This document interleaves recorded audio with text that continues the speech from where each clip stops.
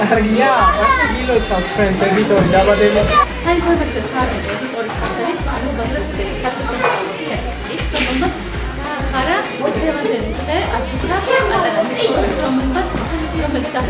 წრის დღევანდელი დღე დაწესება რა დაავადება ეს არის ნიკოლას დაბადების დღე ნიკოლას უნივერსიტეტიდან არის 13 ივნისის ტიტულის დროს დაზარალებული ერთ-ერთი დაზარალებული ჩვენმა ცენტრმა იჩმა გაუქმეს ამას დაბადების დღე და მთელი ჩვენი ცენტრის საკარი გულოცავთ ეს არის ცოტა